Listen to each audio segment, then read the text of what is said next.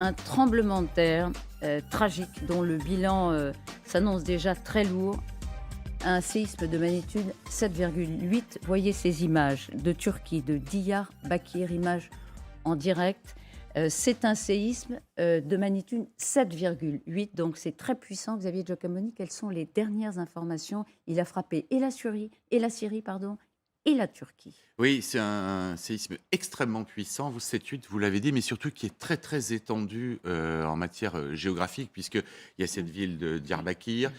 Plus à l'ouest, en Turquie, Gaziantep a aussi été frappé, son château, a été en partie, écroulé et puis toute cette zone du nord de la Syrie, qui est disputée entre, rebelles, syriens, turcs, armée syrienne, a aussi été frappée. Voilà, c'est jusqu'à la ville d'Alep minimum, puisque Latakia et Tartous, qui sont bien plus au sud encore en Syrie, ont été touchés. Le Liban, Chypre ont ressenti les secousses. Il y a eu quand même une cinquantaine de répliques.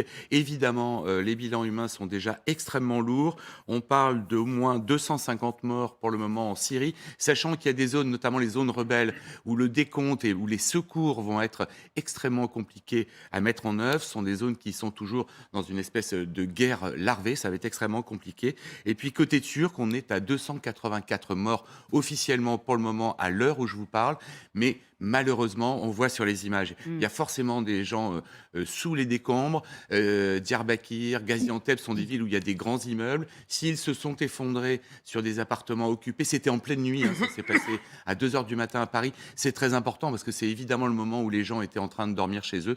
Beaucoup de personnes peuvent être piégées sous les décombres. Moi, j'ai assisté à ce même genre de scène, notamment en Algérie. Pendant plusieurs jours, on cherche des survivants. On en trouve parfois, mais pas toujours. Et il peut y avoir évidemment énormément de personnes coincées sous les décombres. Ce qui nous, évidemment, nous impressionne énormément ce matin, c'est la magnitude, pardon, 7-8. 7,8. C'est encore une fois très puissant. Vous parlez des morts, très provisoire le bilan, évidemment. Il y a plus de 2000 blessés aussi, qu'il faut évidemment mentionner. Nous sommes en ligne avec Patrick Coulombelle. Merci d'être avec nous, pardon. Vous avez créé l'association architecte spécialisée dans l'intervention des séismes. Patrick Coulombelle, cette magnitude, encore une fois, j'insiste, 7,8, ça laisse augurer d'un bilan très, très, très important. Oui, bonjour. Bonjour. Il faut être assez pragmatique par rapport à ça, hein. Des séismes aussi importants, la personne qui est avec vous évoquait le séisme qu'il y a eu en Algérie. On était sur un séisme qui était inférieur à 7 lorsqu'on était à Boumerdès. Là, on est sur un séisme qui est d'une ampleur extrêmement importante et qui va engendrer forcément des destructions importantes, malheureusement, et puis aussi, vu l'heure à laquelle ça s'est passé, j'imagine beaucoup de morts. Je pense que ça va être un séisme on va dénombrer plusieurs milliers de morts, et malheureusement, on s'attendait à des séismes importants dans cette région du monde, et notamment en mer de Marmara, et la Turquie est bien réputée pour être une zone sismique. Donc c'est pas du tout étonnant. Le pire, le facteur aggravant aussi, c'est qu'a priori c'est un séisme de surface, c'est-à-dire à, je crois, une dizaine de kilomètres de profondeur, ce qui est très peu, ce qui veut dire que ça engendre des dégâts beaucoup plus importants que si c'était un séisme de profondeur. On s'interrogera évidemment plus tard, dans les jours qui viennent, sur la prévention possible, puisque vous dites que c'est une zone très fragile, très exposée au séisme. Là, le travail des secouristes, il va, pendant plusieurs jours, être consacré évidemment à essayer de retrouver des survivants sous les décombres. On ne peut rien faire de plus à ce stade. Oui, alors évidemment, le sauvetage des blêments est une urgence absolue, donc ça c'est la première chose à faire. Mais en même temps, il est évident qu'il y a plein de gens qui vont être ailleurs, c'est-à-dire qui vont pas être dans les bâtiments, qui ont pris peur, qui vont se retrouver dehors, sur lequel il faudra trouver des solutions temporaires.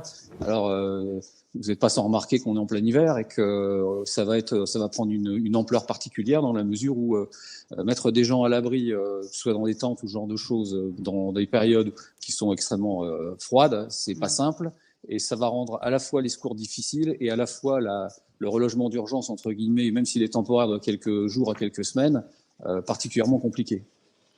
Dans ces cas-là, l'aide internationale intervient, vraisemblablement. Il est possible que la France envoie des secours, à votre avis, Patrick Colombel?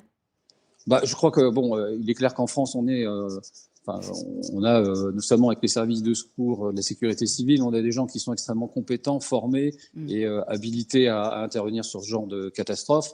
Et vous savez, dans ce genre de catastrophe, il faut savoir que l'ampleur, là, on est sur un énorme séisme, hein, c'est un gros truc, hein, il n'y en a pas tous les jours des comme ceux-là. C'est quand même quelque chose qui est extrêmement destructeur. Et l'ampleur de la catastrophe est probablement telle que des moyens de secours de plein de pays vont être nécessaires. Et je pense que, évidemment, la France va envoyer des moyens, non seulement pour le sauvetage des bléments, mais aussi pour de l'aide d'urgence d'une manière générale, que ce soit en matériel, que ce soit en tente, en ce genre de choses, même en aide médicale éventuellement, si les autorités turques en font la demande. C'est un gros truc. C'est une façon de parler qui dit beaucoup de vous, le spécialiste, du drame qu'on peut prévoir en termes de bilan. Encore une fois, il est très, très provisoire. Hein. Ce qui est très inquiétant, c'est qu'une ville comme Gaziantep, qui est une ville, il y a plus de 2 millions d'habitants, donc c'est un secteur qui est quand même très peuplé, c'est vraiment très proche de l'épicentre. Donc là, on peut craindre le pire et les évaluations vont tomber, mais il faut s'attendre à des chiffres qui vont être sûrement très alarmants et je pense que c'est une grosse catastrophe. Il ne faut pas se cacher, je pense que c'est une grosse catastrophe. C'est une grosse catastrophe, dites-vous, vous les spécialistes, l'urgence absolue. Encore une fois, vous le disiez, c'est la course contre la montre pour essayer de trouver des survivants au milieu de ces décombres considérables, reloger la population. En un mot, Patrick Coulombelle, vous, votre association, elle intervient à quel stade ? Alors, architecte de l'urgence, nous, ce qu'on peut intervenir, c'est sur l'envoi un peu de matériel, des systèmes qui permettent de mettre du relogement d'urgence, des choses comme ça, mais également, on intervient. Vous savez, l'une des choses qui va être très nécessaire de faire très vite, c'est d'identifier les bâtiments qui posent problème et ceux qui ne posent pas problème, de manière à mettre en place ce qu'on appelle des périmètres de sécurité avec un code couleur qui est quelque chose qu'on connaît assez bien, c'est-à-dire des bâtiments qui sont soit verts, soit orange. Orange, c'est dangereux et rouge, généralement, ils sont par terre. Donc, et à partir du moment où ces codes couleurs sont mis en place, on sait des quantités de personnes à reloger. Ce genre de choses est assez bien connu. C'est des genres de choses sur lesquelles on peut participer en collaboration avec les ingénieurs et architectes locaux que l'on connaît déjà depuis assez longtemps d'ailleurs. Merci infiniment, Patrick Coulombelle. Avec vos mots, mais surtout votre expérience, on a compris l'importance de ce séisme. C'est un très, très gros truc. C'est un très, très gros drame. C'est une tragédie, en réalité, qui s'est produite il y a quelques heures. On va vous tenir au courant, bien sûr, de l'évolution du bilan. Merci à vous, Patrick Coulombelle. Merci, Xavier Giacomoni. Vous revenez tout à l'heure. D'abord, vous revenez quand vous voulez pour évoquer des éventuelles informations importantes sur ce drame. La zone géographique est vraiment immense. La magnitude est très très forte et il va falloir des secours dans une zone qui est vraiment très grande et qui politiquement, militairement est très très instable. Ça va pas être simple. Il faut savoir que dans ces cas-là, il y a 2 pays qui sont reconnus pour leurs interventions rapides et extrêmement efficaces. C'est le Japon d'une part et puis la France aussi. On voyait là des Turcs en train de frapper à coups de masse sur le haut de débris pour essayer de voir s'il y avait quelqu'un en dessous.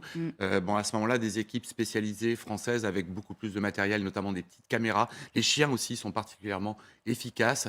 On peut espérer jusqu'à 72 heures au moins, parfois plus, pouvoir encore trouver des gens dans des poches d'air avec un minimum d'eau, voire un tout petit peu à manger, survivre dans des conditions totalement délirantes en fait, mais on peut encore sauver des gens. Il est encore temps.